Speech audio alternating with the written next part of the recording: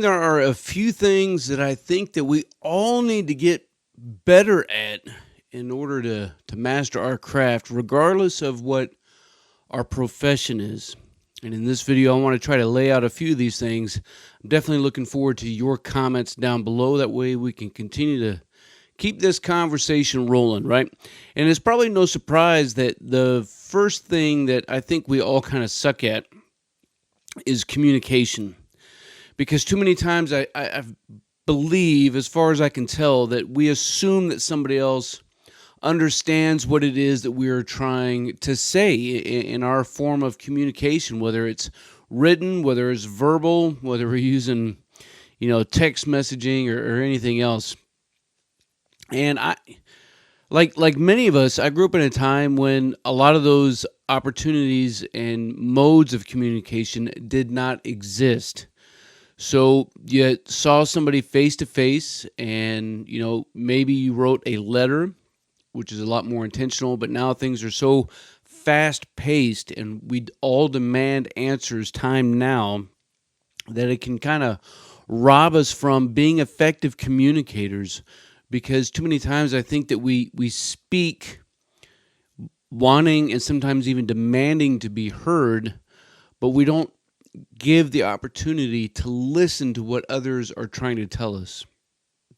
It probably may come as a surprise to you, I don't know, but in real life,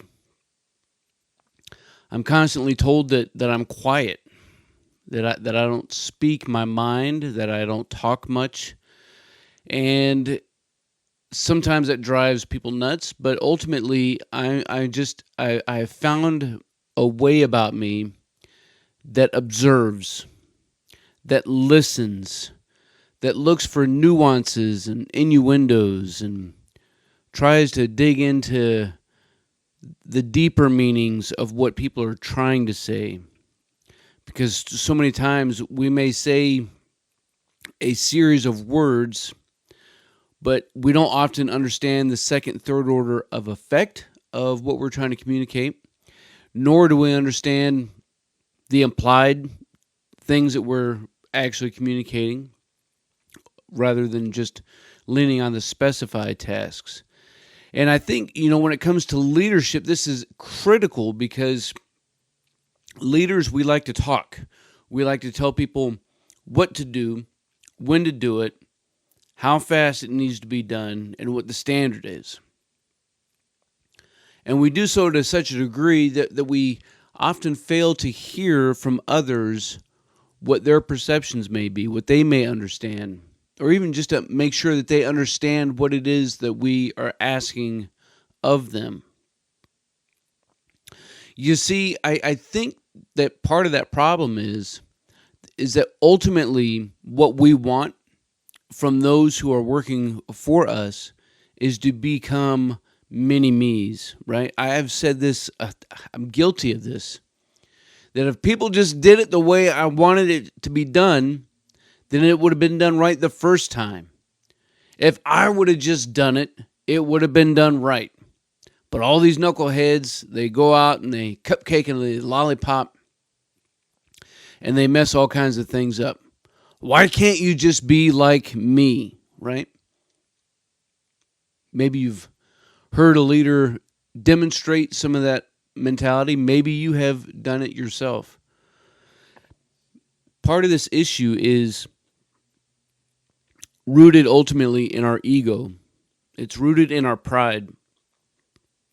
It's rooted in our desire to basically have an offspring of us who will rise up and become better than what we are. But they have to meet us and then move beyond us. This kind of leads me into the second thing I think we need to do, and it's kind of the art of persuasion. But too many times I feel that even that art gets lost, because what we are trying to do is to persuade others to align themselves with our way of seeing things and our way of doing things. When ultimately the art of persuasion should be all about getting people to buy into what it is. We call this, building a brand, right?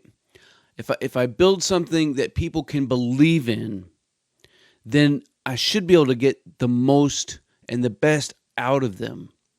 And now that best out of them does not equate mini me's. I believe, this is crazy talk, but I believe that if people work to the fullest extent of their potential, then the mission is going to happen epically. Like, it's going to be surreal. So how can I persuade people to buy into the program? How can I build buy-in to a company, to an idea, to a standard that needs to be met regardless of the conditions that we're faced with? It's not the easiest thing to do, and truth be told, there are other ways, and people execute them all the time, and the mission happens, and, things go rolling along, as they say. But what's the cost, right? What's the cost? And this is our inability to see down the road. We don't understand. We want to try to drive to make change now, to persuade people to do whatever. But we don't understand that in 5, 10, 15, 20 years, in 3 generations down the road, what sort of unintended consequences may come of that. If we just look back, rather, at what actually got us here, and maybe reinterpreted a few things, maybe said some things a little bit different, maybe try to understand the real reason why those decisions were made in the first place, we wouldn't be so quick to just try to implement change. I'm not here to tell you that change is bad. Good Lord knows we all need some change. But if the root cause of that change and that persuasion is selfishness, is to create something because my ego, my pride, demands that I know what is right, regardless of how complex the issue is, then we're going to set ourselves up for failure. I think we're kind of living in some of the consequences now of decisions and persuasion that had happened 10, 20, 30 years ago and more. Right? The world that we live in, it is complex. So we need to have our eye fixated on what we think the right long-term answer is, and shape our message to get that buy-in for the current and present day. Sometimes it's not that big of an end state that we need to be concerned about. Sometimes it really is just only, what is needed in 2 weeks from now, what's needed in 6 weeks, what's needed today. I mean, for crying out loud, what do we got to do today? Can we just talk about right now?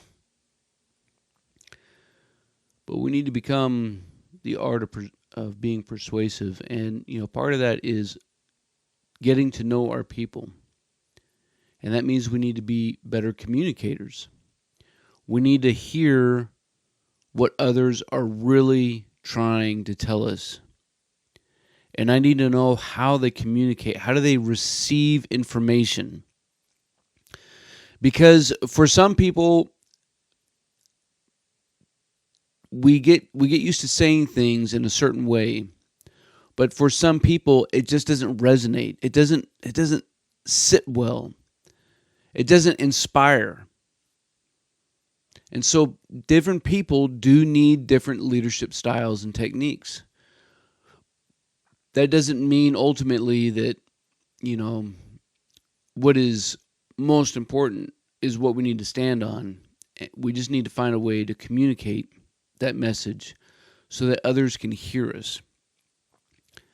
Because one of the leadership failures that I think that we often occur in our experiences, at least I've seen this, is that we allow the subordinate ultimately to lead the senior. And so how do we keep this momentum going and driving going of leading, but not being so direct that we're just Hulk smashing everybody, but not losing the reality that there is somebody in charge. And other people have an obligation. I was going to say the word submit, and that's kind of a rough word to use, but they need to align themselves with those rules, articles, policies, regulations, with what the company, the business is doing, what it's all about. You can't have monkeys running the circus. And too many times, especially as I've seen it over the course of the past 5 to 10 years, especially, it's just this dramatic bell curve that's increasing, is that seniors and leaders at different echelons are creating the environment to directly enable the subordinate to become the boss. Now, I believe that we should have voices heard. I believe that we should act on voices that are spoken. But we need to be careful on the policies that we create. We need to understand what, again, that long-term end state is, and we need to communicate it clearly so that everybody understands, so that there is no misunderstanding across the spectrum of people that we are communicating with. That may mean that we utilize different modes of medium, different campaigns, different slogans, different banners, different flyers, whatever it is. But we need to be clear with everybody about what we are about what we're supposed to be about, and about how we are going to get there. And as people are moving in this direction, we need to be able to persuade them that this is the right thing to do. I need your buy-in. You need your assistance right now is going to help get us there. That's the big win. So let's get some little wins today and keep moving in this direction. Right? And so as leaders, I think that there's a couple things that kind of work in conjunction with one. They fit into one another, and that's teamwork and conflict resolution. Too many leaders avoid conflict at all costs. They will simply walk away from conflict. They will allow others to resolve conflict when it should be they themselves. And they push off this idea that ultimately, because they are the senior, they are that leader, they are that, that manager, that it is up to you to resolve conflict in the workplace. That conflict could be between two other people. It could be between you and somebody else. And there is definitely an art in this as we truly understand what happened and why it happened, and all of the conditions that existed for this conflict to happen. And that means, again, we need to be able to listen. I need to be able to communicate with others in such a way that I can get the truth out of people. On the flip side of that is things that I've been extremely guilty of over the years, and that's moving quickly, right? I see contact that is getting ready to happen or has happened, and I will close with, and I will execute, and I will not think, I will not hesitate, and I will squash. And so many times, man, I've found myself with the understanding that my quickness was the wrong answer. Had a soldier whose daughter, well, let me back up. Had a soldier show up late. And man, I reamed the soldier up one side and down the other. And it was obvious and apparent that I hit a nerve that I had not seen before. And she became overly emotional. And so I pulled her off to the side. I said, "What the hell is going on?" And she told me that her daughter had recently joined the Air Force and was stationed up in Alaska and was sexually assaulted. When she told me that, man, I mean, my heart fell to the floor. Not only as a father, but as a person, right? As a man, as a leader, I could not believe that in my quickness, I didn't allow for a scenario where this person showing up late had extremely valid mitigating circumstances. I didn't allow for that possibility to be a reality. And so, man, I squashed. And of course, I ended up, completely changing directions and getting this individual some support and getting her up to her daughter and moving on. But it was definitely a lesson learned, right? Definitely a lesson learned. And so when we think about teamwork, even in this idea of conflict resolution, it shouldn't be so much about pushing my authority and delegating to others for them to go take care of this. But I need to create an environment ultimately that when it comes to the workplace, that there is no conflict that needs to be resolved. Now that is ultimately never going to happen absolutely. Because humanity, man, we're dark and we're twisted. We have preconceptions of reality. We have different values, virtues, beliefs. We come from different cultures. We speak different languages. Even within speaking the same language, we have different nuanced meanings for words and for phrases. And some people are offended by a word that others take pride in. And so as I'm building a team, I need to get us all speaking the same team language. Like, we may not all be able to speak the same language outside of work. We may enjoy different music tastes or hobbies or whatever. But as it relates to what we are doing, I need us to speak the same work language. And that means that I need to be able to communicate that. And that means that I need to get smarter myself, because I can't use what somebody else said something was supposed to be. I need to get into doctrine and regulation, regulatory guidance. I need to get into our SOPs. I need to get into our technical manuals and instructions of how certain things are supposed to get done.